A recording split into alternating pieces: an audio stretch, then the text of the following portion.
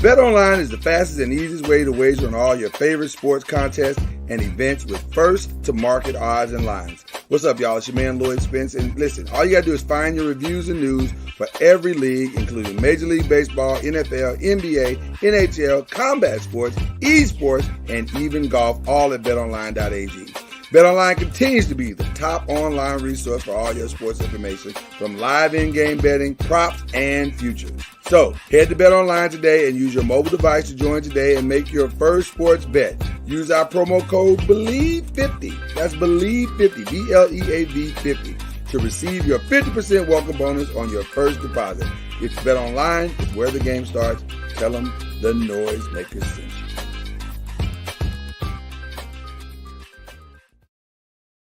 Popcorn World.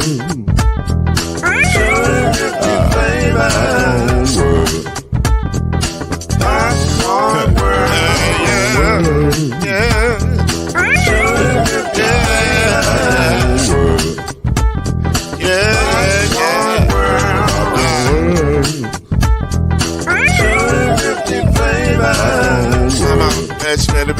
Popcorn World. Can I make you move now? Yes, I can. So you can get this move in the back of a can. I can make it round the world when it holds in your hand. Popcorn World. 250 flavors gonna make you smile. 250 flavors gonna make you smile. 250 flavors gonna make you smile. I said popcorn make you smile. Ah. 250 flavors. Popcorn World. Popcorn World. Popcorn World. Popcorn World.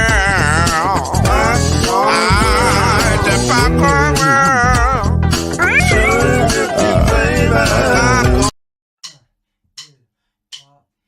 You're now listening to BLEAV in the ACC with Heisman Trophy winner and Florida State legend, Mr.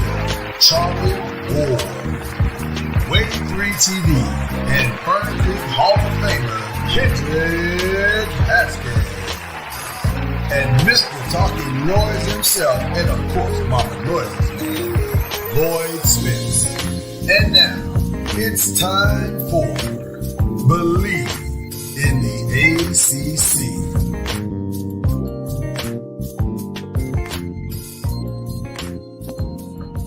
We are glad to be up with you early this morning for a very special time and interview. I know Charlie would introduce this our special guest this morning as a Florida State legend and NFL legend, you know, in his own right. I'm going to introduce him as the pride of Bayside High School. Pride of Bayside High School just pulled up in the building. Ladies and gentlemen, Mr. E.J. Manuel is with us. Glad to have him here with us this morning. What's up, fellas? Good morning. Good morning. Thank y'all for having me. You don't get that opportunity to rep Bayside often, so I wanted to make sure they got their shine this morning, just like they do. Yeah, no doubt, no doubt. Well, look, I try to rep it as much as I can. I mean, obviously, with my job, whenever I hear of a player that's from Virginia Beach, specifically Bayside High School, I always try to give them some love on the airwaves. But I appreciate that. Yes, sir. How many Saved by the Bell jokes have you had to avoid because of your school? It's great saying AC Slater was the first thing I thought of. Yeah. AC Slater, Screech, Zach. I'm like, nah, my school wasn't like that at all. But in all seriousness, I'm proud of where I come from. And my head coach, Darnell Moore, he's no longer there. He's retired. But my dad and he, and whenever I'm home, we always play golf together. So he's like a second father to me. So I'm always proud to be a Marlin. And yeah, anytime I get a chance to go back to Bayside, man, I take full advantage. That's what's up. That's what's up. I've been to Virginia Beach, and I know y'all had a few Lisa Turtles walking around high school. Yeah, that was more of the vibe at Bayside, more Lisa Turtles and not the other vibe. But you know, it was cool, man. It was a good time. Definitely a good time. It's funny though, when I got to Tallahassee, I was more accustomed to kind of the FAMU side versus the FSU side. But you know, it was good. It was great. That's awesome. That's awesome. We always like to shine with this guy over here, Charlie Ward and give him his props because he's been different since he won this state championship, man. He's been flashing rings and whatnot. But what's the best Charlie Ward advice? I'm kidding, Charlie. Obviously, I'm kidding, Charlie. What's the best advice he's given you on the journey that you guys have been on together, both as Seminoles, because I know you pronounce it a certain way. Yeah, take out the L. right. And just as men in general. Yeah, well, first off, when C Ward hit me up about coming on this show, I said absolutely. You know what I mean? Like, I think sometimes, and I can't speak for C Ward, but to me as a young black quarterback growing up, he was who I wanted to be like. You know what I mean? And to be honest, my dad was a Knicks fan. So growing up, I saw him as a New York Knickerbocker, right? And then as I got a little older, started gaining more knowledge, I'd say when I was around 10, 11, and really started paying attention to college football, my dad would show me tapes of, C Ward at Florida State. And I was like, man, this dude was nice. You know what I mean? And obviously the 93 championship. So that was the first thing as far as how I grew up, admiring his game, admiring who he was. And then as I got older, I understood the person and the Christian that he was too.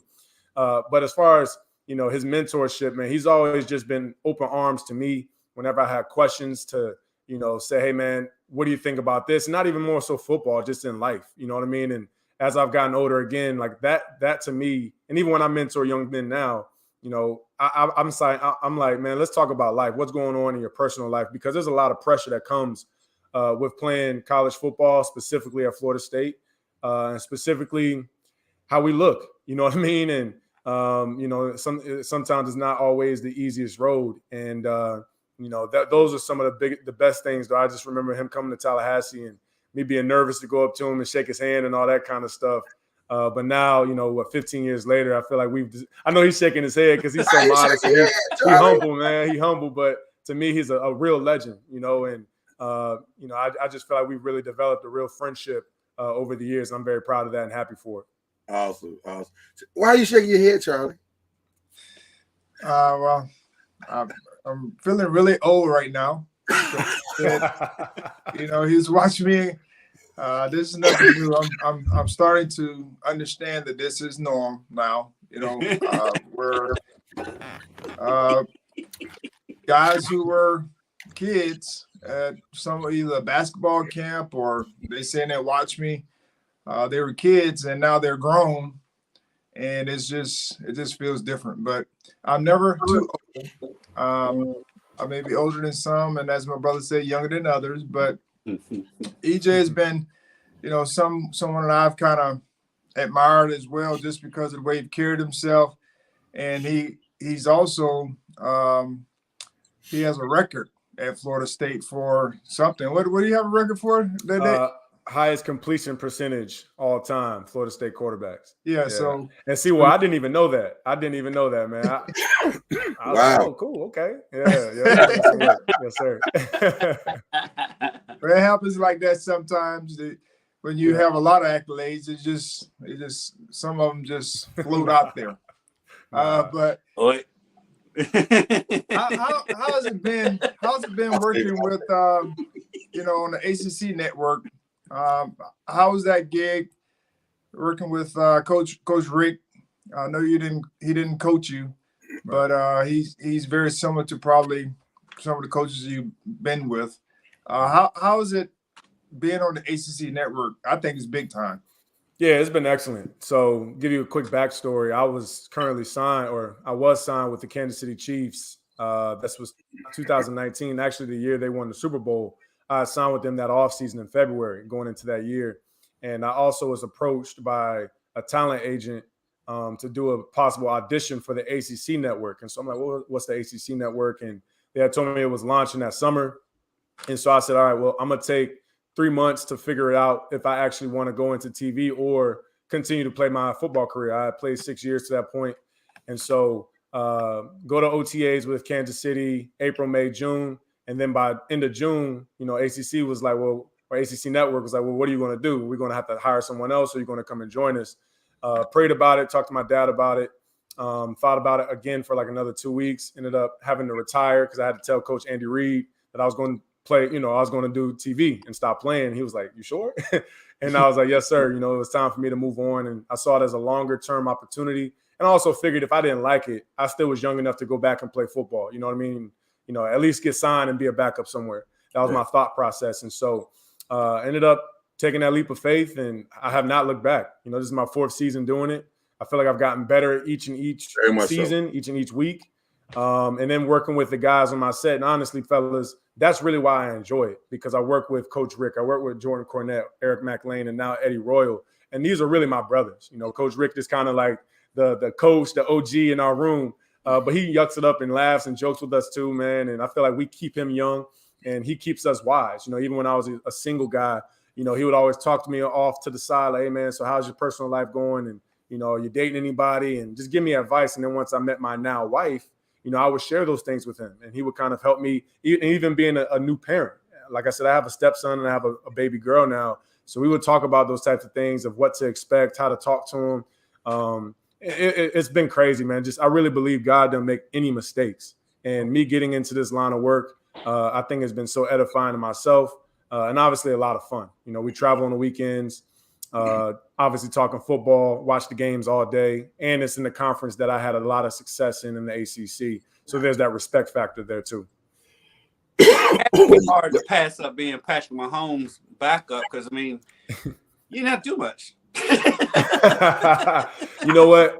Look, the way I got to it, man, I wasn't happy playing football, if I'm being completely honest. Like, I felt like I wasn't always afforded the opportunities that I felt I really deserved, and people could say, I know you had mentioned like he's an NFL legend in his own right, but a lot of people don't really know my story of what happened with me in my first 2-3 years in Buffalo too. Oh, I know what happened to you. Yeah. But that's the thing. Some people know, right. And I think some people would see it on paper and say, "Oh, he didn't play 10 plus years, whatever." But some of that was truly out of my control. Right. And I feel like now in the line of work I am in, I'm able to speak up for guys. And I'll give you a quick example. Yeah. Everybody 3-4 weeks ago was talking about DJ Uiagalelei getting benched and he can't play this and that, and even going back to last season. Yeah, look, and that's okay. That's everybody's opinion. That's everybody's opinion. But funny enough, man, I was talking to Eric McLean about it yesterday, and I've been in that spot when I was in the NFL, and I told EMAC the best thing that Dabo did for DJ was had his back on the media. Right. He spoke up for him. He said, "Hey, the guys around him got to play better. DJ's got, this and that." But when a coach who has the power to either say yes or no, when they have your back as an athlete, that's everything. And especially as a quarterback, because the world was against him. And then he had a great game this past weekend. I think he's played solid all year, honestly. Right. And now he's kind of out of that. You know what I mean? So as long as he keeps stacking those chips, he's going to be fine. But it took Dabo speaking up for him to get to this point. Yeah, and to be fair and to be clear, I didn't say I said they were going to do what they did. That's what I said. Said that by the time they played Wake Forest, DJ would be on the listen. Do we need to bring the tape out? Do we need to bring the tape out? We got receipts. But my point was very simply that, and guess what? Everything I said has happened. The noise has gotten louder and louder and louder. And it's probably not going anywhere, but like you said, Dabo's got his back. I think he'll be all right now. He might survive this. Charlie, wasn't there something on the line about that? It seems like there was some kind of bet going on there. Was it? I remember. Game four, he would be out, and his Klubnik kid would be playing. I think they should be playing him now. I didn't say it like, y'all just so bad. We got to do this in front of guests, in front of company. Hey, is it true? Hey, you're not the only one. You're not the only one, bro. It's all good. A lot of people are saying it. But in all seriousness, I am happy for DJ because, like I said, I've been in that position. Yeah. My first year as a rookie, second year I got benched and all this kind of stuff. 4 games into my second year, and I'm like, come on, man, like, give me a chance. You know what I mean? I was dealing with injuries, but I ain't gonna make excuses. It is what it is. But I will say, back then, I blame myself. I really blame myself. Like, man, I'm not good enough. I can't do this. I can't do that. But then as I've gotten away from it and watched more ball and had other opportunities, and also seeing how other young starting quarterbacks were treated with that level of, hey, man, go out there and make mistakes. Go out there and play. If you lose, it's all good. We'll swap it up and move on to the next week. That's how you're supposed to treat a first-round quarterback. You know what I mean? When you play him in his rookie second year, you got to give him, and see, well, you know this. You all know this. Like, you got to give a guy 3-4 years to figure it out. And even another quick story, Coach Rick always tells us about UC Ward. When you were an early starter, you had a couple turnover issues in games, and Bobby was telling Coach Bowden was talking to Coach Rick, hey, whose fault is it, this and that? And you ended up coming out of it, still won the Heisman Trophy, national champion. You know what I mean? So at times, man, we can't be so quick to throw a quarterback in the trash. Especially when you're still winning. That was my biggest thing with Clemson. They're still winning games. They won 10 games last year. So, hold on. What did I say to that? No, Coach Rick told us a story about you had a couple early interceptions last year, or in your first year as a starter. Oh yes, definitely that. Yeah. And he and Coach Bowden had a conversation, and Coach Bowden said, "Now, Mark, is this your fault or is this my fault?" and Coach Rick was saying, "It's my fault, Coach." And then obviously you turned it around and had a great season. But it was just, another reminder that this isn't an easy position, man. And sometimes it takes time for guys to, figure it out and just be consistent. Yeah. Did Coach Rick ever tell you about Charlie's punting career? I know he has punted, but I don't think Coach Rick has touched on it. Yeah. That's not something Coach Rick wasn't there. He wasn't there when I was the punter. Yeah. He's in East Carolina. Charlie tried to hit the top of the dome in Syracuse. Oh yeah.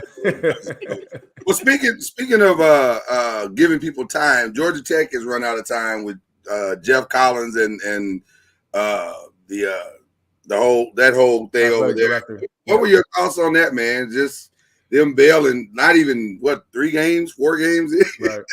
Yeah, a lot of times the first game of the season. Yeah.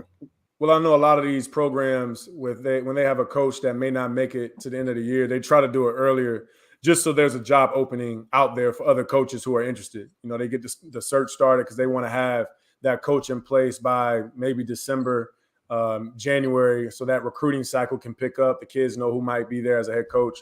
So that part, it does make sense, but you got to look at Coach Collins' track record, man. I mean, it's unfortunate because he caught a bad deal in the sense of the pandemic. You know what I mean? He had the team that you had to completely turn over from a triple option, all the type of players that they had, and then bring them more of a spread offense. And that takes time, obviously. And to get those types of players and the type of linemen, quarterback Jeff Sims, who I think is going to be good if he can really put it all together. But I would say I wasn't as surprised. Maybe if I was surprised, it would just be the fact that they did it this early in the year. But it does make sense business-wise, so you can get another coach in there by December. My challenge with schools like Georgia Tech when they do this, exactly what do you think you're going to get? Like, and with all due respect to Georgia Tech, you're Georgia Tech. That's a hard school, number one, to even get in. And then number two, there's not a lot of coaches clamoring to go there and coach because they know that's a hard school to get in. So then you're only getting certain type of players. You're only getting so. I just wonder why don't they take the time? Do they not understand who they are or? And plus, throwing there what EJ said, they was moving over from a triple option. Completely, it was like 40 years old anyway, and you totally changing the mentality of the offense. That takes time. Absolutely. Yeah. And you talk about a pandemic year too, where they couldn't recruit the kids, they couldn't have them on campus. So that hurt them. But, it does make sense because, imagine if they get a coach like Deion Sanders. He's at Jackson State. And then if they're able to somehow persuade him to come to Georgia Tech, like I'm pretty sure a lot of kids would want to go there and play under Coach Sanders. You see him want to go to Jackson State.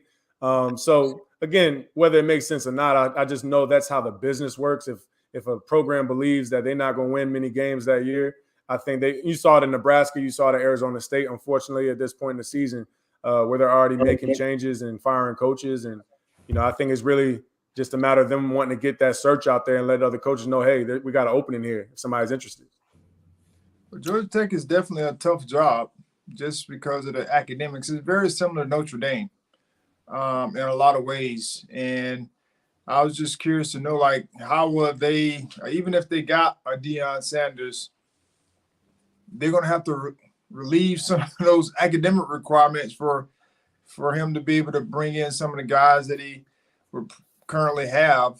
I'm going to say they can't be at Georgia Tech or make it, but they will have to relax some of the academic rules or requirements for some of the guys to be able to get in.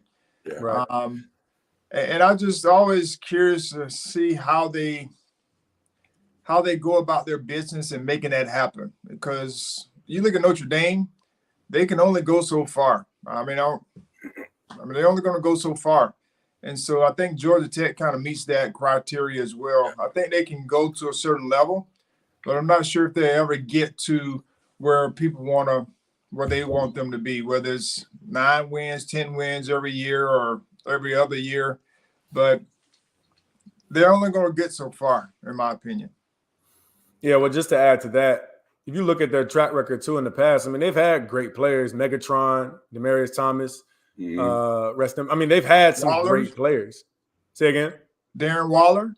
Mm-hmm. Well, yeah, I mean, they've had dudes. So I just think it's a matter of a lot of those kids in the Atlanta area, they're going to Alabama, they're going to Clemson, they're going to Florida State, they're going to different schools around the country. They're not necessarily staying in home, in the state or staying right. Or they're going to Georgia. They're going to UGA. Yeah. So I think it might just take Georgia Tech a big splash with maybe 2 or 3 players that are excellent. And then that's what brings that draw back to Atlanta. But I agree. I mean, maybe the academic standards, I don't know those, but I do know it's a technology school, and maybe it's not as easy to get in. But we've seen them have success with great players before, so I'm sure they can get back to that at some point. Easy, I know we gotta let you get out of here, but my favorite video so far of the season is your reaction when Florida State, you know where I'm going with this. Yes, sir. LSU. Tell me about your Seminoles before you get out of here, and are you excited about the 4-0? What do you think the future holds? Well, first and foremost, it's funny because I obviously have to be neutral at the ACC network, but naturally everyone knows I bleed garnet and gold. My reaction was, you should have saw me before that. You know what I mean? Because the game was going crazy. It was just back and forth. And the first half, I'm, yucking it up with talking trash and high five. And I was tweeting during the game, something I never do, but it ended up being a lot of fun. But as far as the way I look at the Florida State Seminoles now, I'm very happy for Coach Mike Norvell. I feel like he's, been in a similar situation as Jeff Collins at times, trying to change a culture, trying to build a team. And, luckily enough, he had a quarterback like Jordan Travis who finally came around that curve as far as figuring out how to really play this college football quarterback at a high level. And that's exactly what he's doing. And I saw it last year, guys. I really did. Like the last 2 or 3 games of the season, I was like, man, he's starting to pick up blitzes. He's starting to, change, protections and getting the ball out a little quicker. And that's where he's picked up this year. 5 touchdowns, 1 interception. So he's just playing much, much cleaner ball. And then that 3-headed monster they have at running back, with Ward and Benson and Toa Philly. No matter what game they're in, I feel like they're going to always have a chance to at least get some offensive production because you have 3 guys that can really take the ball and get positive yards. And then the defense, the defense has done much better being stout, creating turnovers, pick sixes, scoring on special teams. So to me, they remind me of the Florida States of old, the ones that I played for, and the ones that C. Ward played for. And I just feel like, I'm not saying they're going to be national champs or ACC champs, but they're definitely getting better. And that's all, as alums, that's all we want to see. Listen, you're killing it on the ACC network, man. Keep doing your thing. We'll keep watching and supporting. Yes, and we appreciate you. You are more than welcome to be back anytime you got some time. Come back. We got a million questions. Yeah. Hey, and look, before I go, C. Ward, I got some jerseys in the back, man. If you got an old 17 hanging around, I can give you my address, bro, if you want to shoot me one of those with an autograph on it. All right. All right. See. Yes, sir. We'll hold him to it. We'll hold him yes, to sir. it. Yeah, man. Really appreciate y'all. Y'all doing great work, and God bless y'all. And hopefully, I'll see you guys soon. Thank you so much. All right. Thank you, EJ. You got it, man. All right. The great EJ Manuel in the building with us. That was a ton of fun. I enjoy what he does on the ACC network. And honestly, that show has gotten better and better every year. I think they were really trying to find the mix and, what would work and what wouldn't work. And now I think they're starting to hit their groove. It looks like they're a really solid show. I mean, it's like with anything. Like we talk about, coaches need time. You need time to develop. TV shows and podcasts and all that. They need time to develop too and gain their footing. And they've done that. They do a great job over at the ACC network. Of course, my little sister Katie George, she came up from ACC network. Now she's doing the main game on ABC. So shout out to the ACC network. They're doing a great job. the power of time, I think we've learned this morning. Sometimes you just got to give folk time. I don't know. Honestly, going back to the Georgia Tech real quick, I don't know what they want. Like, if he's not what you want, then what do you want? Because I didn't think their offense looked bad. I didn't think their defense looked bad. I just think they're struggling to get the kind of players they want. Because I only saw them the one game, and that was against Clemson. And, they had a good showing in that game. I don't know what's happened since then, to be honest with you, but they had a good show. I didn't think they were a hot seat the way they performed in that game. It didn't feel like it. I wouldn't have put them on the hot seat at the beginning of this season. Obviously, they were playing for him. At least in that game, they were. Yeah, I don't know. But I heard that they fired the AD. They fired both of them. They fired both of them. And I don't know what the AD had to do with it. He hired him. He hired him. Which he had to hire somebody. Yeah. Which I hope they bring someone in that, I don't know. I just don't see them being a perennial top ACC contender in football. They've never been that. That's what's so. They've had their years, nothing recent, right? But when you start losing your best players to the teams that you want to be, like Alabama, then it's tough to compete. But I think that happens with a lot of teams. They get so caught up into the outside noise and what maybe, I don't know, what something may be going on inside that it does make me think something internal was going on. Yeah, because it's so abrupt. Like, it just kind of came out of nowhere. And you were like, you heard the rumors coming out of Saturday night going, they're going to meet they're going to meet Sunday or Monday. I was like, really? For what? Like, UCF is not a bad loss. Like, that's a good team. So I don't understand. Well, I don't know. I get it. I get what EJ was saying, and obviously that makes sense, except for the fact that who are you going to get? Like, are you going after Urban Meyer? Is that what this is? Like, Urban Meyer's not a Georgia Tech guy. He's not a Georgia Tech guy. That's what I'm saying. Anybody's guy. Well, but anybody's a guy if you write the right check. So maybe, you write a big enough check at Georgia Tech, maybe you can get Urban Meyer. I don't know. It sounds crazy to me that they're for this frustrated, but I get it. Their record hasn't been great. Jeff Collins' record has not been great. I get it. But you got Coastal Carolina coach, who I keep hearing his name come up in these jobs. You're going to probably start to see some of those guys in the mix. Yeah. So it'll be interesting to see who arises here, because that's who they probably would poach, but we've seen those coaches come, and sometimes they pan out, and sometimes they give them like 2 or 3 years, and next thing you know, they don't do as well, and then they're out. I'm living that reality right now here in Louisville. Coach Satterfield came from Appalachian State, and they gave him. He's been here since his 4th year, and people want to show him the door. I don't get it. Granted, I haven't seen their games the last couple of weeks since I've been out of town, but from what I can tell, they have shown improvement. The Syracuse is embarrassing, but they was right. They should have beat Florida State. They took care of business against South Florida. They beat Central Florida. They're on a good trajectory right now. And yeah, they're 0-2 in the ACC, but they still have a chance to have a really good season. And still, all day, every day, you go on Twitter and there's people calling for his head. I don't understand it. Well, those are the people that always calling for somebody's head. Right. Those people are never satisfied. Right. Which is what I meant by the whole Klubnik thing. That's what I was saying. Those people are never satisfied. I'm trying to backtrack now. I'm not backtracking. I'm just saying. You barely said you said that Klubnik, or whatever his last name is, would be starting that game last Saturday. Yeah. Don't be surprised. You guys are leaving out key phrasing in my statement. Don't be surprised if he is. No, you said he would be. There was no don't be surprised in there. We'll have to go back to the tape. We have to go back to the tape.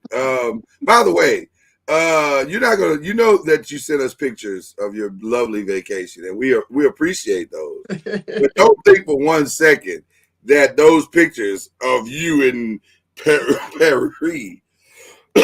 didn't earn you. And that was a humble flex. And by the way, that's your second one because we gave you one last week as well. You got one on vacation. Right. That's your second one. Just want to make sure you understand. If you're going to Paris and us not humble flex you, that's it makes me feel even better about this just choice in hoodies this morning. Well, that's fine. That's fine. Listen, we're much like the Georgia Tech Yellow Jackets. We're a young team. The Giants. I got something for both of my co-hosts in the shout outs today. So what shirt do you have on? It's a god awful Dallas Cowboys shirt. Cowboys, God awful. I mean, this is a beautiful shirt. The Cowboys and the Giants just played, right? Yeah. You might want to get some rash cream. You just Why you over there coughing? I don't know what just happened. It's like my sinuses went crazy. All right. We do have the results of week 4. And it was an interesting week. Some of these games did not turn out the way we thought they were going to turn out. Definitely missed on that one. To say the least. Yeah, to say the least. West Virginia and Virginia Tech went completely different than what I think all of us thought. Which, West Virginia is that kind of team, though. You don't know what you're going to get with them. Like some weeks they look great, and then other weeks you're like, ooh, they look horrible. Did I pick West Virginia in this game? You may have been the only one. While you're right about West Virginia, we do know what we're going to get every week from Virginia Tech. So Virginia Tech. I learned some valuable lessons this week. I will say that. You did pick West Virginia, yeah. I learned some valuable lessons about Virginia Tech this past week, in that I got to stop believing in certain teams and just trust what I've seen and trust who they've been. I am all in on Syracuse. But I will say this, Kendrick Haskins. I almost didn't want to give you credit for this one because you said Virginia was going to win the ACC. No, I didn't. I said they was going to go undefeated. What, you said they're going undefeated? Well, if you go undefeated, you win the ACC.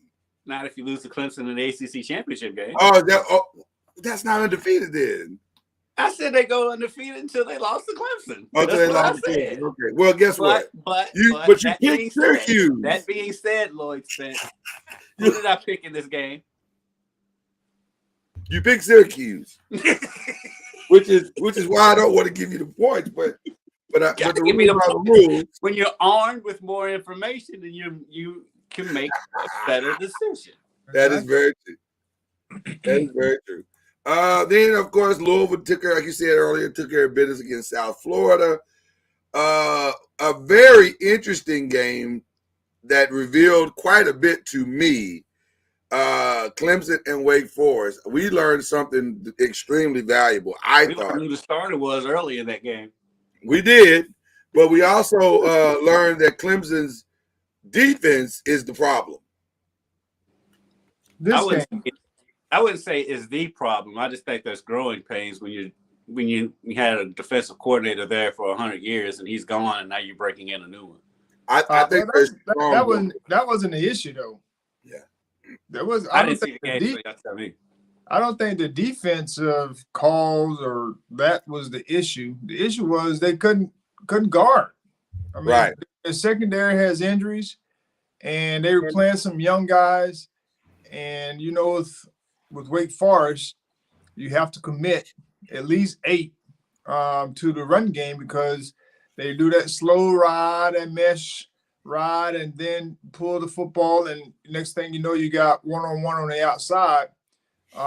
And they were playing freshmen and young guys that were getting beat consistently. And that was really the biggest issue was they just couldn't guard on the back end. And so I think that's been something that will get exploited. But the second half, the latter part of the second half, they started playing more zone and giving those corners opportunities to be able to have some help.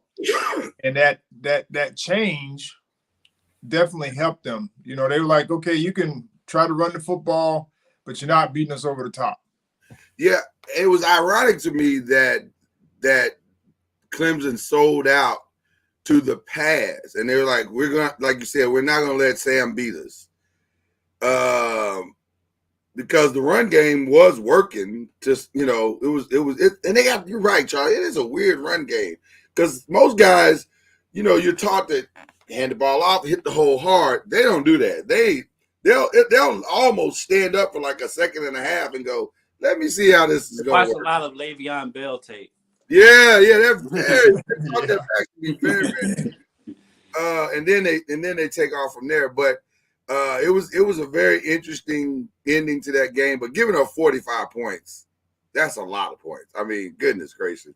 My question is for Charlie, just because I know you're way more knowledgeable than I am. If you've got young DBs back there that are young, why would it take so long to go to zone? Wouldn't you kind of want to start out in zone to begin with because they are so young?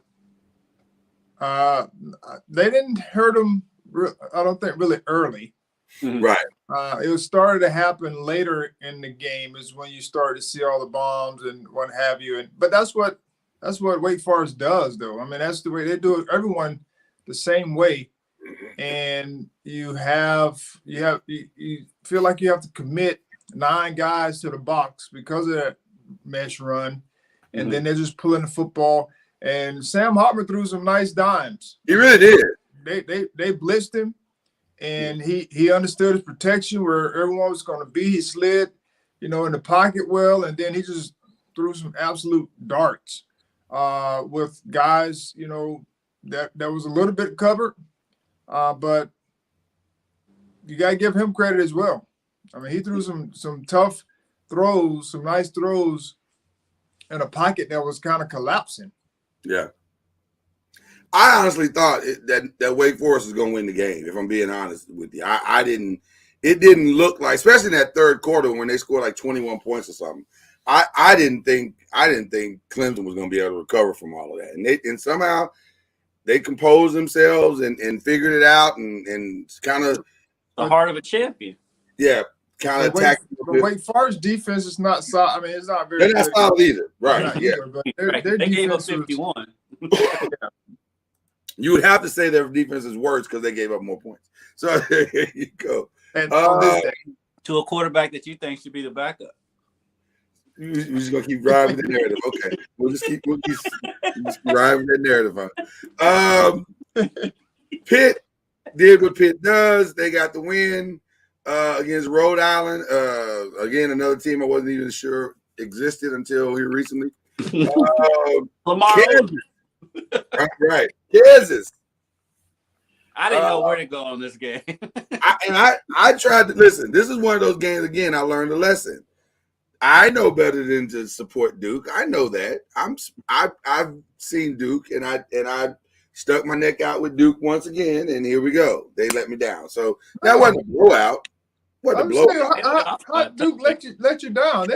They competed on the road. But I can't win this thing if they're losing games, Charlie. That's how this works. I make the pick. They're supposed to back me up. That's how this works. I understand that, but they weren't what you expected. No, they weren't. Like what you expected them to do is not go in and compete. Right. No, listen. Duke is better. Let's be clear. Duke is better this year than they've been in a while, I think. And they may be problematic for some ACC teams as this year unfolds because we're seeing.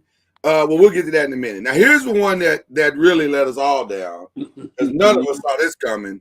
Middle I know I Tennessee. should have gone. I know I should have stuck with my You Seminoles. said it. You said it. You actually said it, and then you backed because I have the erase marks from when you said it. So there you go. So Charlie, you originally was gonna. Charlie originally picked Middle Tennessee. He was like, "I'm going with the upset," and then he backed out of it. I'm willing to give Charlie a half a point on that. I'm not though. I'm actually not going to do that. Thank you, Kendrick. I appreciate that kind spirit. It was sweet, but we're not doing it though. That's for sure. You shouldn't give me a half a point just because Seminoles beat them. When did that start happening? Hey, I'm claiming all the alumni. All the alumni, baby. Rick Stockstill. Well, I want to ask you guys a question about the game though, and also the change, because they made that switch from Van Dyke relatively early. Is that a sign? Is that them bailing on him?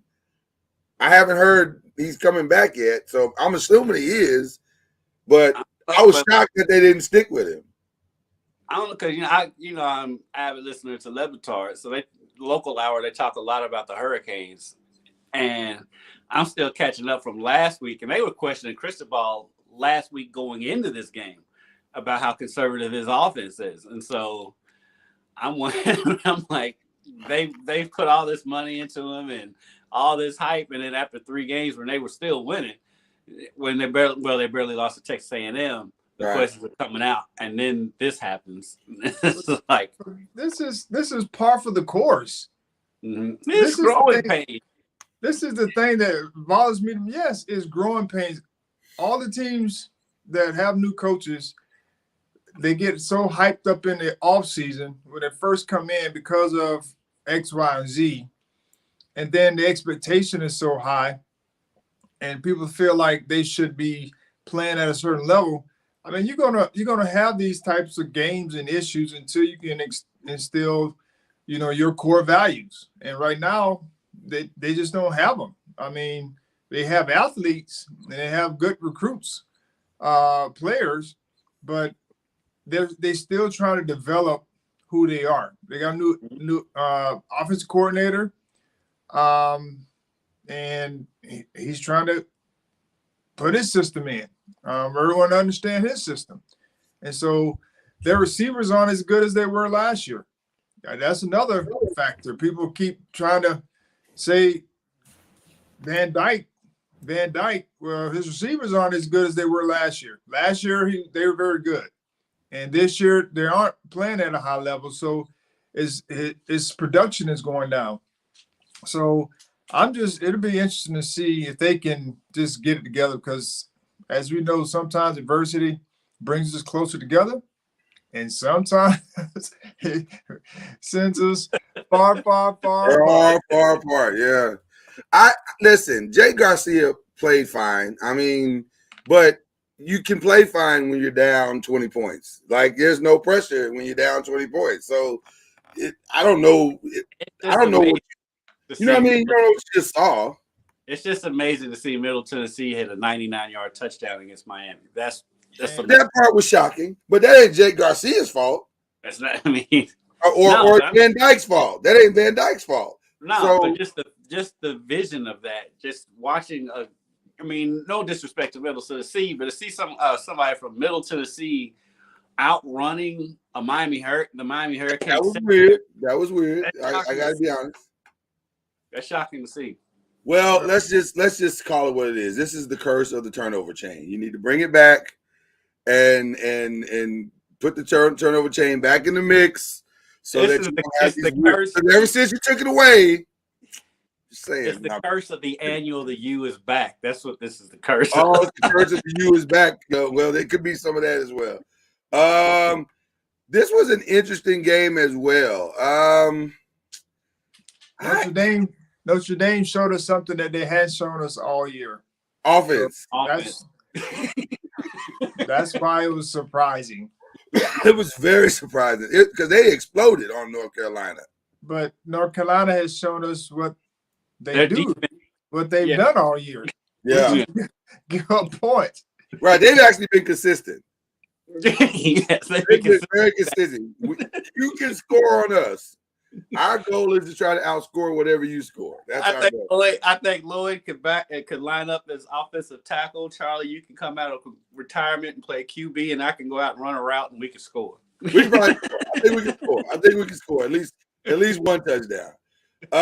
And of course, the game that got Coach Collins fired, UCF. I don't know. I mean, UCF's not a bad team. I don't know why. I don't know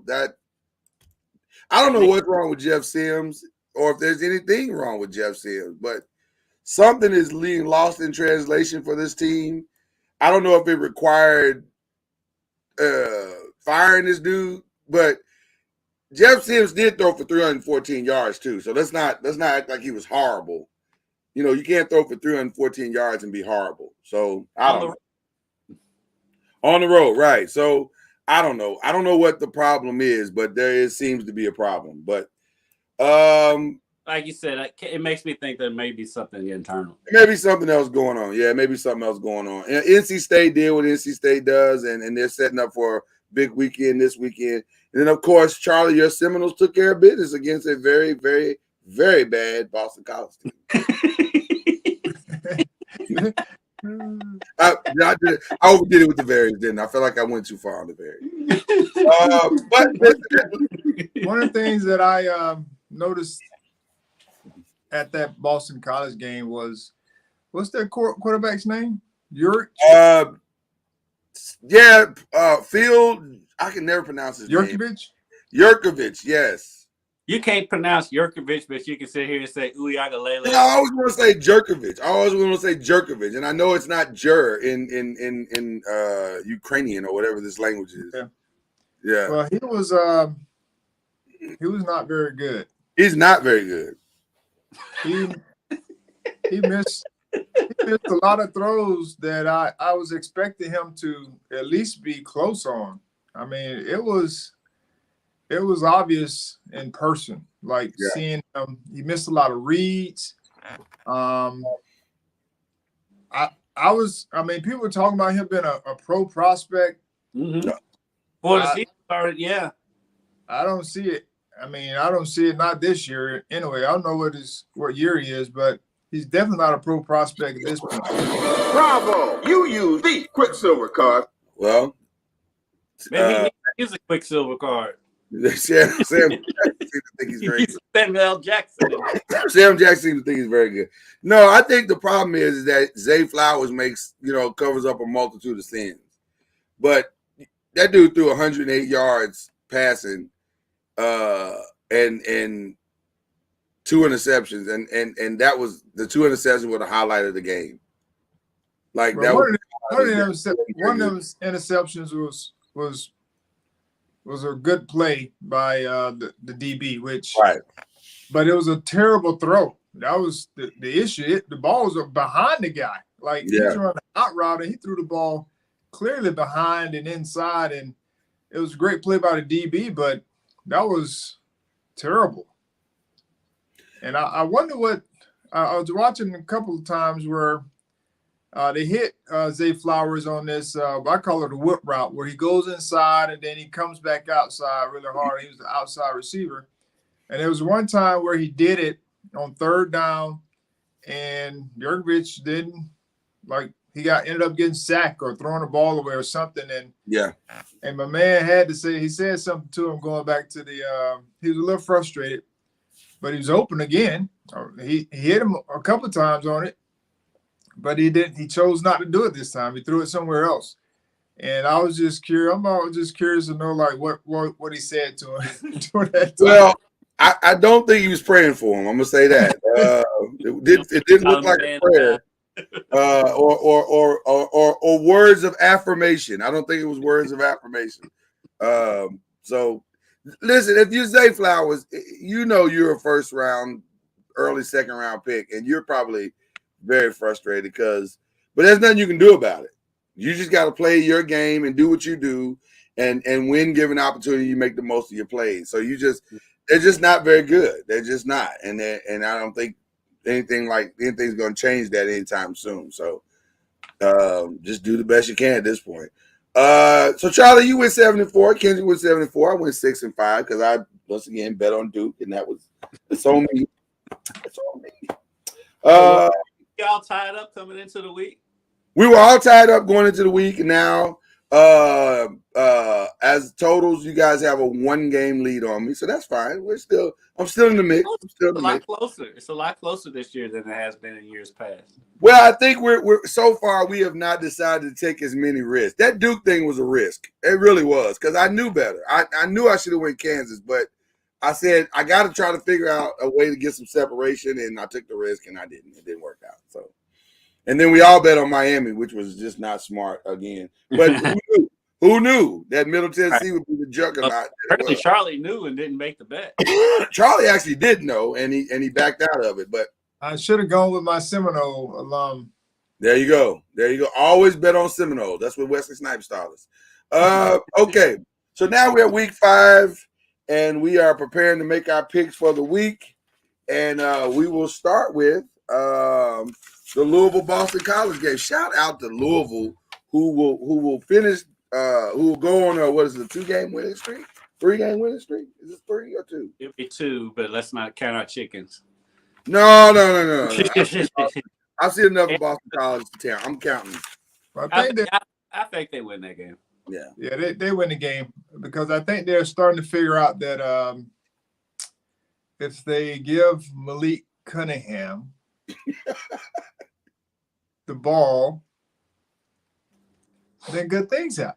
It's a shocking revelation. I won't lie to you, Charlie. I mean, it's not like he doesn't have 5 years of tape to show that this works. It's a shocking revelation. I know. It's blowing their minds, but good things tend to happen when that kid has the ball. This is the game that everybody's going to be paying very, very close attention to. Wake Forest trying to get back,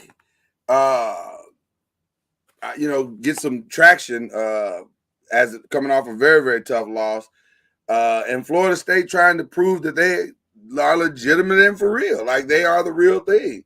And who you guys got in this one? We know who Charlie has. That's probably more a Kendrick question than it was a Charlie question.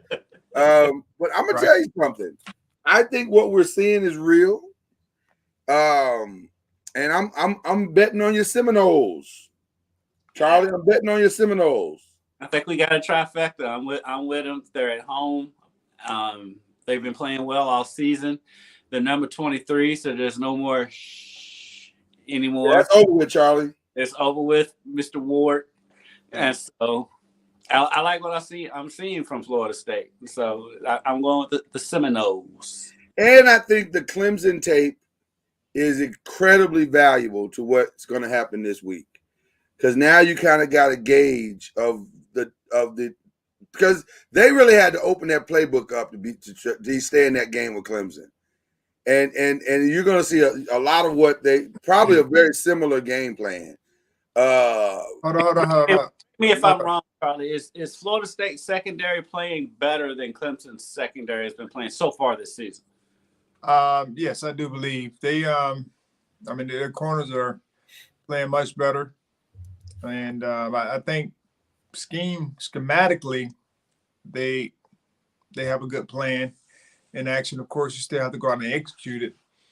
I was actually out there yesterday watching practice, and so it'll be interesting to see how they contain Sam Hartman. But they're going to have to, plug gaps, and then in passing game, they can't allow, the home run plays, which that's what Wake does. That's what they live for. Mm-hmm. They live for, the home run, commit 9 to the box and throwing the ball over the top one-on-one. But I do believe we have corners that could hold up, and the scheme that they have in place will, hopefully get us some, because they did give us some sacks last week. Yeah. Wake Forest. So it'll be interesting to see how it all shakes out. But again, going back to, Jordan Travis, he's been playing really, really well. Yeah. And that helps when you talk about moving the football And when you can add his dimension in the passing game to what they've done running, it makes it tough for teams to try to stack the box. And man, that dude, Johnny Wilson, he is huge. He is huge. It's not a bad target to have, Charlie. I got to be honest with you. When we were watching the Louisville game, I'm like, Jesus, there's no answer for him. Like, apparently he was a problem. Oh my God, a problem. That's an understatement. He's massive, man. Like all you got to do is just get it in his radius, and he's gonna pull it down, and there's nothing you can do about it. He's snatching them too. He's gonna play on Sunday for sure. Like somebody's gonna be really, really. He's gonna make a fine New York Giant, is what I'm trying to say. Lord help him that he doesn't go there. Well, we'll have a new quarterback by then, so it won't matter. I do want to ask you this question, Charlie. How important is it for Florida State defensively to match patience with Wake Forest's offense on patience? Because that what I thought was interesting with Clemson is that you're right, they stacked it and said, okay, well, we got to stop this run. Well, now you're just vulnerable over the top and your corners can't hold. So don't you have to kind of say, we're going to stay in what we do and just try to, don't give up chunk yards in the run game.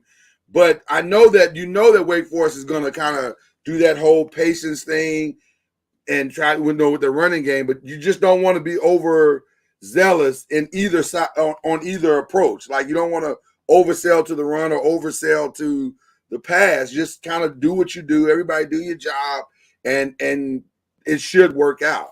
Because Wake's offense is not dominant. It's just they just exude a lot of patience, and they wait on you to make that one mistake. Yeah, definitely need to be patient, but you also can't sit back. You have to be on the attack, because if you sit back, they eat up the clock just by getting first downs and what have you. Where would you sit in the attack from? Well, you have to mix it up. I mean, it's not like one or two things, but you have to mix it up. And the defensive line, have to make sure that they're plugging their gaps, because they're inside that mesh run. They're double teaming inside and then coming off on linebackers. But their whole goal is to try to get to a point where everyone's standing up. Right. And they're getting the movement to where the linebackers can't see what's going on with the running back, and the running back's high behind. And so if you can try to disrupt that with some of the pressures, which you start to see Clemson doing, they got home a couple of times, but it takes away the run game when you start to, blitz linebackers, but it leaves you to a point where you got to guard the receivers. Yeah. And they didn't do a very good job, back in Clemson did, of guarding receivers. Yeah, it only works if you don't have to send safeties and cornerbacks on those blitzes, and you can stay home. But if you're trying to, style it with that, then you probably gonna get beat at some point. Yeah. All right. What about Virginia Tech and North Carolina? I hate this game. Well, I'm going with North Carolina because I think their offense is good. Now the defense, that's something totally different. But I don't know about Virginia Tech's offense or defense or their team at this point, and especially going on the road. I tell you a bowl game that I would pay to see, and it would probably last for 3 days because neither team can stop the other. Western Kentucky and North Carolina. I don't know if you saw Western Kentucky score last week, Charlie, but they beat FIU 73-0. And by the way, Kendrick, that wasn't the most dominant performance of college football. I know. Shout out to Stephen F. Austin, who said, "We see your 73 and raise you 98." So Stephen F. Austin scored 98 points. Yes. And blanked the other team. Who did they play? Oh, I forget who that team was. Warner, I think, is the name of the team. The difference being, though, FIU is a conference opponent. Right. I think yeah, it was Warner's the name of the team. I'll tell you here in a second, Charlie. But guess FIU got them a new coach. They let Bush Davis go. yeah. I said I don't have any sympathy. Oh, Charlie, coming in hot. Out of feisty war. Coming in hot right I'm just now. saying, man. I mean, he wasn't doing like he was doing a terrible job. They let Bush Davis go. Well, I wonder sometimes, Charlie, if that coach is not doing what you want, then what do you want? Because I think some of these teams suffer from delusions of grandeur. Like they really think we can do better than this. No, you can't. You really can't do better than this. Charlie gave us his version of if he dies, he dies. You came in hot, Charlie. I'm not gonna lie to you. It was. I like it. I'm here for it, but it was hot. But like Charlie, though, I'm going North Carolina in that they'll probably give up way more points and yards than they should. But Virginia Tech hasn't proven that they can win a game, especially on the road. So I'll go with Carolina. Yeah, I'll make it the trifecta, but I hate this game though because who knows what this is gonna be. Exactly. Syracuse and Wagner. Is that the team that Stephen F. Austin played? I don't know. I'm trying to find this Stephen F. Austin game right now. Obviously, we're all going Syracuse. By the way, shout out to Dino turning it all around in 1 year. Dino got a favorable schedule, and he's taking full advantage of it. He's taking full advantage of it. I'm happy for him. Now, what happens after this 5-0 start it remains to be seen. But I don't know. Does it matter? Because like he's pretty secure, I would think, right? Not if he loses the last 6. Right. He was on the hot seat coming in. So. He was definitely on the hot seat coming in. So, but he's doing great so far. What about Virginia and Duke? I'm going with the Dukies. I mean, they're playing at home. I think they're playing good football. They're not the old Duke that we're accustomed to. Mike Elko, I think, is the head coach. So he's doing a great job. He's turning it around. I do believe in what Duke is doing, but I think it'll be a good game. But I think Virginia edges them in the end. I'm inclined, Kendrick, not to allow you to pick anybody but Virginia for the rest of the season. Well, you can be inclined all you want. I'm just saying. You've committed yourself to something. He's also inclined to bench DJ Uiagalelei. Oh, very good. Okay, there it is. Yeah, the Stephen F. You know what? I got to show you guys this one because this is one of those things that you heard about it, but until you actually see it for yourself, it's real. That's the score right there. 98. That happened in real life. 98-0. Who did they play? Warner, the Warner Royals. I don't know who that is or where this team came from. I hope they got a good check for being beat up like this. Because this is not right. Warner is W-E-R-N-E-R? W-A-R-N-E-R, yes. And by the way, they might be the same as the Sycamores from a couple years ago. If I'm not mistaken, the quarterback only threw for 266 yards. No. So this is a domination not based on anything but just we're better in every phase of the game. Yeah, it sounds like they may have been trying to run the ball and run the clock and was still busting touchdown runs. Jeez. I mean, they were running it, they were intercepting it. That's tough, man. Warner might be It might be a JUCO. Next level. They need to grade school. Whatever level they're on, they need to go down one. Because Stephen F. Austin is a good one, though. Well, but 90. Come on, 98 points. They're 98 points. Good. That's pretty good. All right, we will go with. Oh, did I make a pick? Yeah. You said Duke or Virginia? Virginia. Oh, you remember Virginia? I don't want to go with either one of these. I should. I've already bet on Duke once and they failed me miserably. Do it again. I'm not doing it. I'll go Virginia. Miserable. They only lost by 8 points on the road. And they have They one failed loss. me. Failing me is failing me. They have one loss. They're giving out Big Sam Howell energy right now. I don't like it. They lost 35-10. That's something totally different than 35-27. That's true. And Lloyd, if you've noticed, Virginia. Lloyd, have you noticed how bad Carson Wentz has been for Washington? Yeah, I know. And how little protection he's getting from the offensive line? I know where you're going with this. My wish could come true. It is very, very possible that my Giants will face Sam Howell at some point in this season. It's very, very possible because they can't get worse. They can't get worse. Washington is so bad. Yeah, it can't get worse. Does the Georgia Tech Yellow Jackets team rally around their new circumstances and make a stance against Pitt on the road? I think they show fight, but I think Pitt wins. Yeah.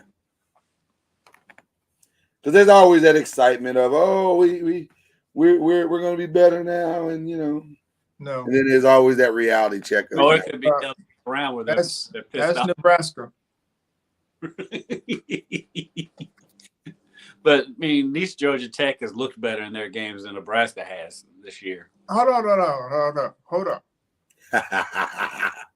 Nebraska lost 2 games before they fired. Play free. I understand, but they lost 2 games, and the games were close. They were like 1-score games. I give you that against. So it wasn't like they were playing terrible. I mean, has Northwestern won since that game? That's the first game. Anything can happen in the first game. Like lost home to Georgia Southern. Again, a field goal. Can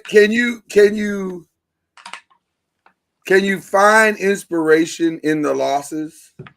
Well, actually, though, I wasn't really even crapping on Nebraska. I was just saying, from what I've seen, I think Georgia Tech has just looked better in their games. Right. Georgia Tech has looked better in their games. Yeah. And like Scott Frost, we knew he was on the hot seat before the season even started. Georgia Tech's firing came totally out of left field.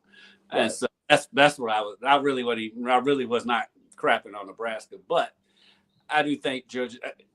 You just never know the reaction of what was going on in the locker room. If they were disgruntled towards the coach, then yeah, maybe they will come out hype. But if they love the coach, which they were playing for him in that first game, that one game that I saw, then you never know. Well, I guess we're going to find out a whole lot here in the next this weekend about where they are.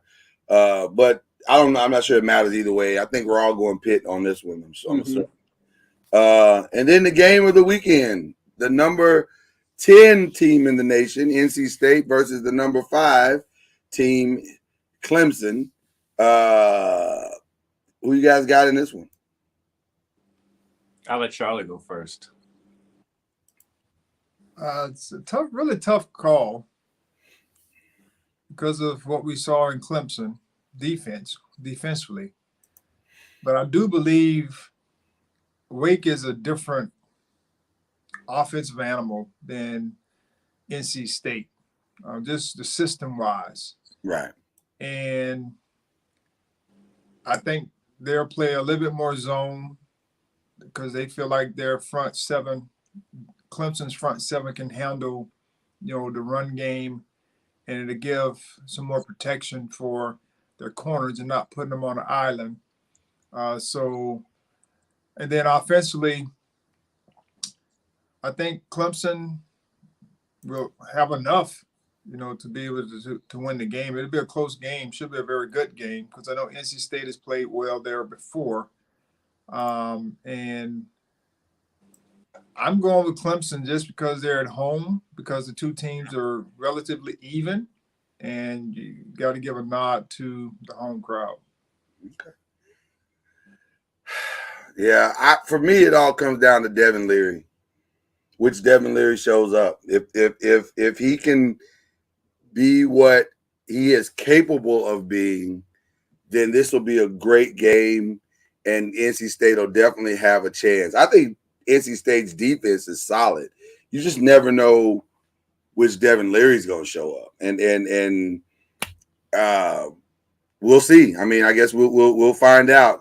Can he rise to the occasion? But one thing about big games like this, you know, because these are the type of games that decide your future.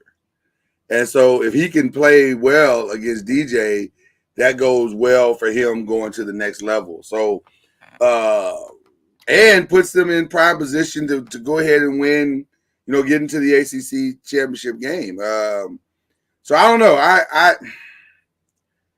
It's hard for me to believe that NC State can go into Clemson in a night game and win that game. So and then the line is kind of shocking. It's Clemson by 6, which I'm like, that seems like a lot. So I don't know. I think I'm going to go Clemson by a hair, but I don't know. What do you think? I think I'm going to go Clemson. It's just, I mean, mainly like Charles said, mainly because they're at home. Both teams have shown a lot of inconsistencies in just different areas of the games. As good as NC State's defense has been, they've shown some inconsistency at points this season already too. Absolutely. I do think they have the better unit between the two right now. And then it comes down to the two quarterbacks who have been wildly inconsistent this year. So I said I'm giving the edge to Clemson, A, because it's at home, B, because Clemson they've just done it time and time again since Dabo's been there. They win big games. They know how to win big games.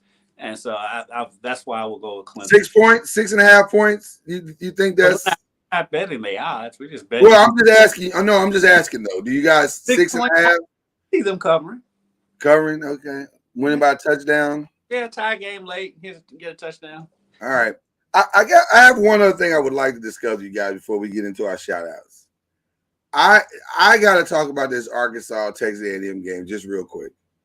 And more specifically, I have never in all the years that I've been watching football ever seen anybody kick the very top.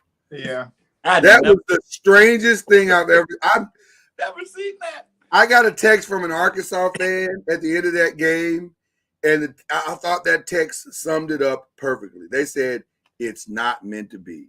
And I think that is the perfect way to describe that play. Because when you kick the top of the goalpost, yeah, that's the strangest thing I've ever seen in my life. You get points for that. You know how impossible that is. I said it the other day. I said, man, if you gave that kid 100 times to do that again, he'd never do it. It never happened. So the question is, if it goes over that point of the goalpost, is it good? That's a great question. That is a great question because we've never seen it. So if it had fallen in, but at an angle in, not just falling in, but if it would have gone like he hit the top of it, right? But if it would have gone over the top, I think it's no good. I think, but I'm not sure. I don't know. That's a great question. I don't know.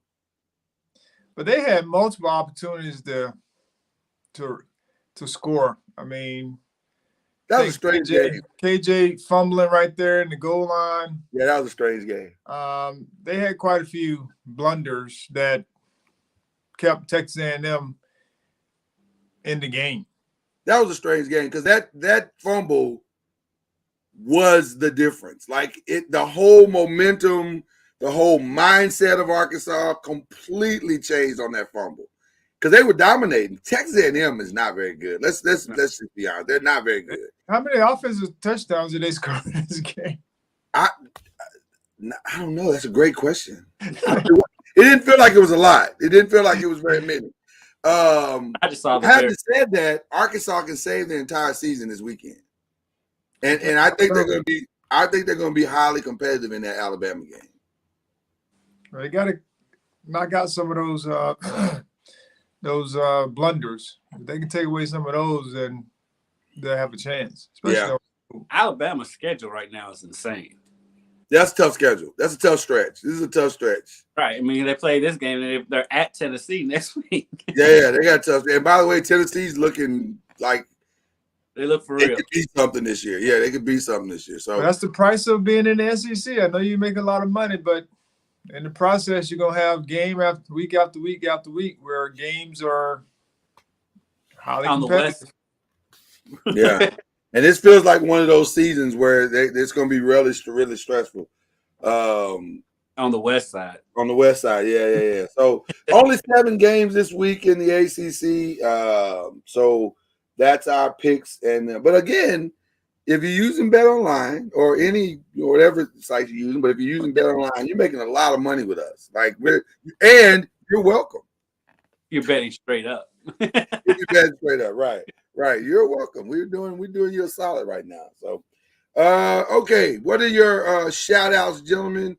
As we go, definitely a shout out, a collective show shout out to EJ Manuel, who was just amazing. Appreciate him coming through. And you know what's funny, Charlie? In my head, I didn't remember that he was that young. I didn't remember that. In my head, I'm thinking, oh, he's near our age, but he's not. He's like a whole decade and a half away. So you're right. I started feeling old the more he kept talking. Huh? So he's not even close to our age. I know. He's not even close. 30? Is he 30 yet? Yeah, like 30. Well, because I forgot that he retired early. Yeah. He retired early from the NFL. Yeah. People don't realize he was technically the reason why Josh Allen got there. Mm-hmm.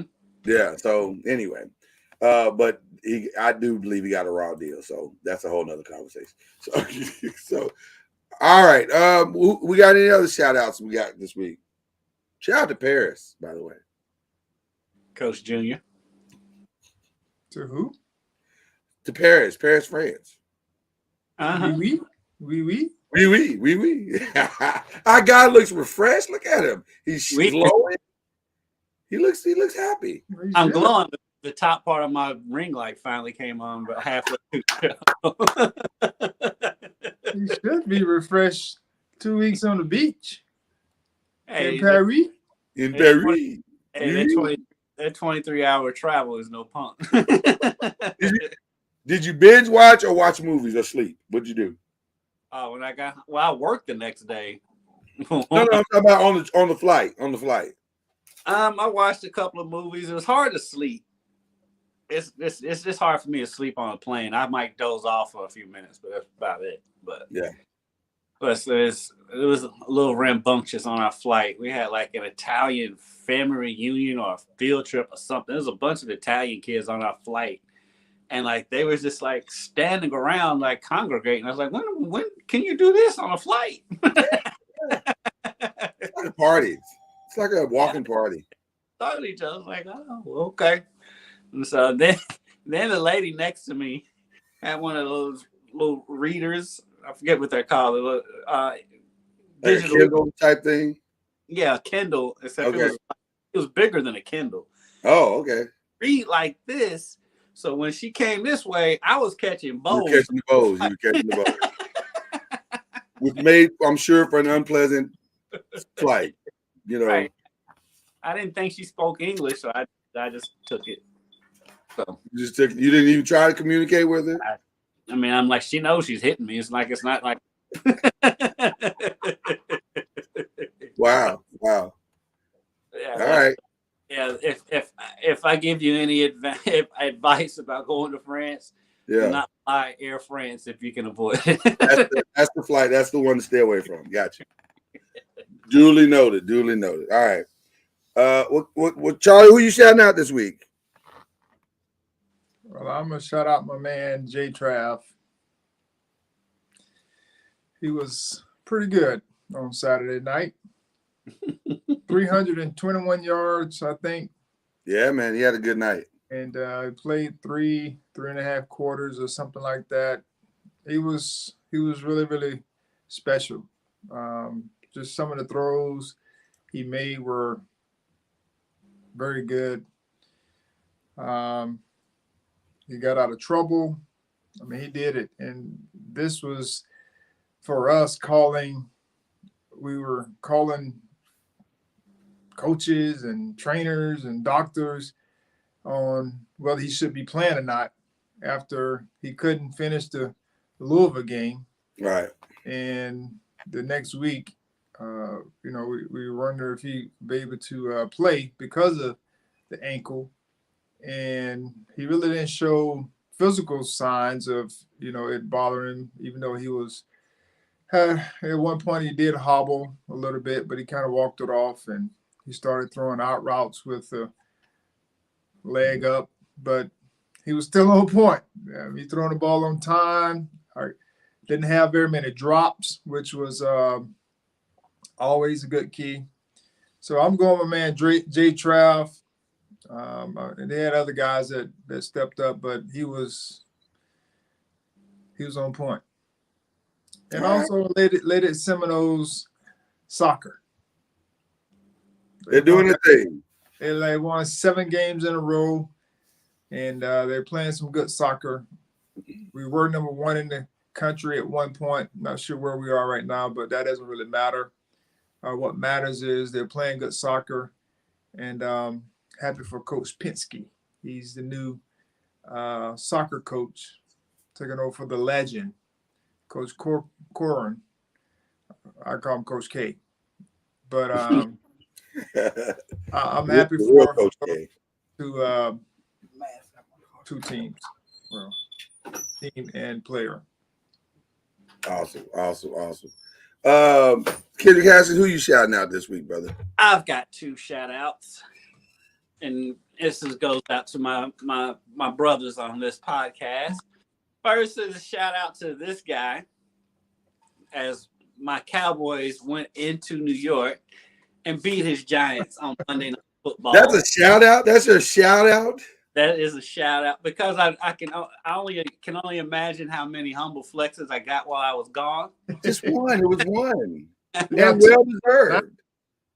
And then my other shout out goes to the number 2 in the country U of L volleyball team, who swept Charlie Seminoles on ESPN on Sunday. So both of you are catching strays.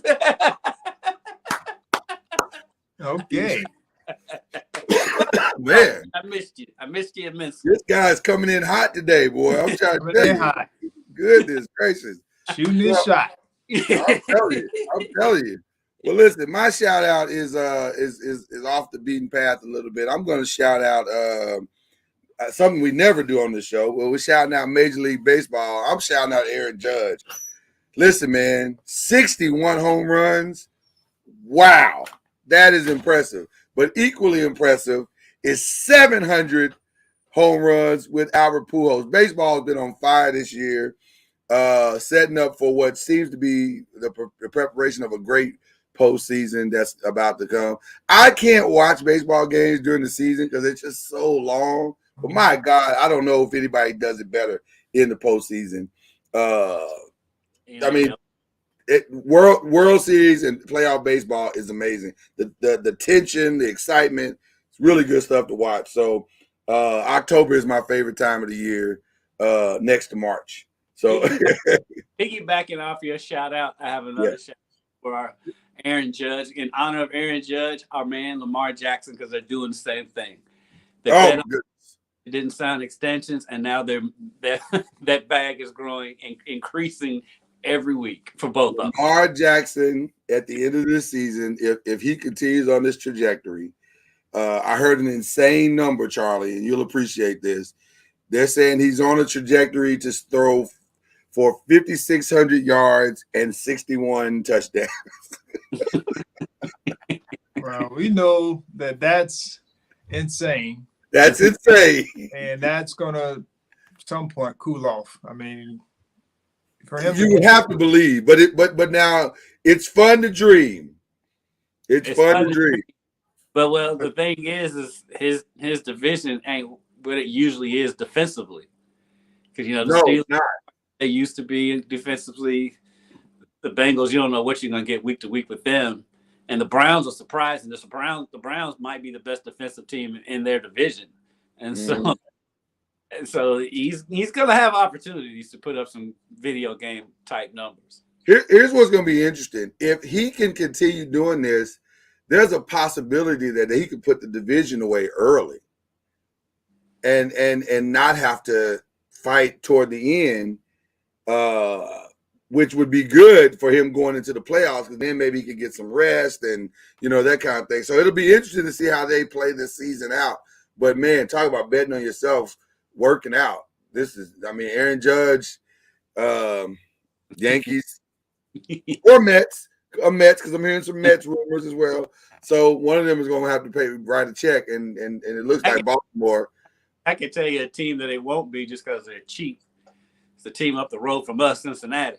No, they're not gonna write a check. They're not gonna write a check. Oh, I have this question. Yes, sir.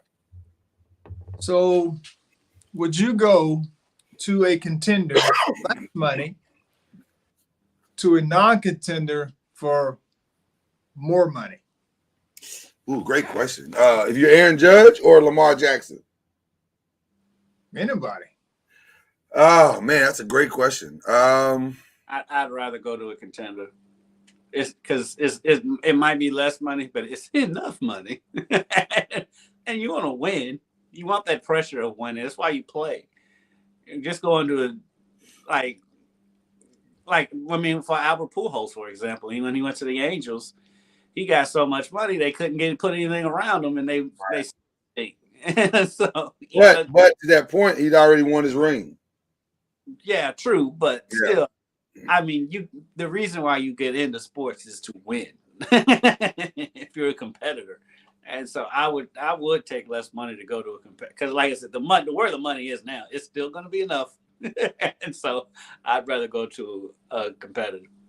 Go ahead, Charles. I heard a golfer say, I was listening to him in an interview, and he was talking about the PGA and the LIV Tour, and one of the reasons why he didn't choose to or didn't want to go to the LIV Tour, because he said that the money that they are getting is more, but it is not life-changing. And that was very interesting. Who said this? Was it Rory? No, it's not one. It was okay. It was another golfer, younger golfer. I forgot his name. That's anti-LIV? No, he's not anti-LIV. He was just talking about what I've always said. It's the money that they're making right now is good. Like, you can live off that, whatever they're making in golf. Like, if you win a tournament, a couple tournaments, whatever. Yeah, you can live off that. Mm-hmm. However, if you go somewhere else for more money, it's not life-changing, because where you are, you're already making life-changing type money. It's more than what you've had. It's just more. At the top now, those golfers down there lower who aren't winning. He's speaking about himself. So, and it goes back to what I've said. Like, if you're making $50 million and someone's offering you $90 million, I mean, it's $40 million more, yes, but is it going to change your life? Well, it's not going to change your life it's going to give you more options. I think the more money only gives you more options to do other things. I wouldn't say it's. So you can't do that with $50 million? You can, but you can do more with 90. Like, I mean, let's be honest. 90, 50 gets you the building, 90 gets you the skyscraper. You know what I'm saying? You're still buying real estate. Yacht you can get with $40 extra million. But that's my point. I understand that. but you're getting probably how many people are going to give more of your 40 million as opposed to what you most times people don't give. Like they don't give. They go and spend more because you have more. No, I understand what you're saying. I think it just depends on where you are. Because that's what makes that question so interesting to me is the phase of life that you're in. So in Albert's case, he had been to 2 World Series. If I want to say he won both of them, right? Didn't he win both of those, or he won one and lost one or something? So, so maybe in his mind he's thinking, well, I've already won, and my legacy's pretty solid. I'm probably going to the Hall of Fame. Let me go get this bag. So, and he probably didn't know that was going to cost him 5 years of his life and living in futility. And in his defense, the Angels, I think, are just a poorly run. They're just a poorly ran franchise because, like right now, they got Shohei Ohtani, they got Mike Trout. They can't pay both those guys, and they're going to probably lose both of them. And so they've kept them, and now they're going to lose both of them. And it was for what? Nothing. They just, they filled some seats, but that was about it. So, that's a tough question, Charlie. I hear what you're saying about the money is not life-changing, but I guess it depends on what life you're talking about. Like Lamar's life, it's going to be life-changing. Mm-hmm. Like it is, because his great-great-great-grandkids are going to eat off that money. They can eat off it now. I don't know about now, but whatever, 250 million. I'm just saying whatever he was due to get at the beginning of the year. Let's just say it was 238, whatever it was. Well, right now it's 23. He was due to get 23, and he's getting 23. So I'm just saying, when we talk about life changing, that is life changing, right? Whatever he was going to get. So if he gets 280 million. That wouldn't have changed his life in the sense of what he would have gotten if he'd got 238 million. Yeah, apparently the hang up is though they're offering 250 but only guaranteeing 130. So right, difference. Right. He wants it fully. It's the bird in the hand. It's what am I actually going to be able to walk out the door with in my hand? And he said, well, 133 is not enough to walk out with. And listen, if he continues to play like he's playing, he's gonna get whatever he wants. He's gonna get whatever he wants, right? At this point. So I don't know. It's a tricky question. I don't know. I don't know if I have a solid answer for you. I probably haven't answered the question. That's a great question. That's just a great straight up conversation. It is. It really is. Because I don't know. Because everyone's situation is different. Yeah. Everyone's thought processes are different. Mm-hmm. And so it's just, whatever you think or feel. And it's just a great conversation piece. Yeah, once you cross into to the multiple millions conversation, I don't think you're talking about life changing anymore. I think you're just talking about options. I think you're saying, okay, I can do X, Y, and Z that I couldn't do when I had less than that. You know what I mean? I can stretch it maybe more or whatever that looks like. You're looking at that and saying, what else can I do with this money? And that's what makes that conversation interesting to me. Because do you want to do those things? Because like you said, some people don't want to do. They just want to buy and get a bunch of houses and cars and a turnover chain and call it a day. So there you go. So Charlie Ward coming in hot with a great question at the end. We appreciate that question. So that's our show, people. I hope you've enjoyed it. We've enjoyed doing it for you. Once again, shout out to the great EJ Manuel, and we will come back and do this all over again next week. Hopefully, Duke won't. Well, I didn't pick Duke. I picked Virginia, and I'm gonna ride with Virginia. You just now made that pick, and we threw it out. No, I had it down. So you going with Virginia too? I'm going with Virginia. I'm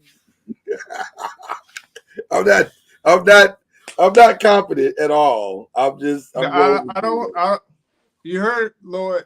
I mean, Kendrick. You heard him right. He's going with you. I went with Virginia. You're out there by yourself. All right. This Duke thing. So you're either gonna come up big or I'm gonna catch up. You're gonna give me first place. One of the two.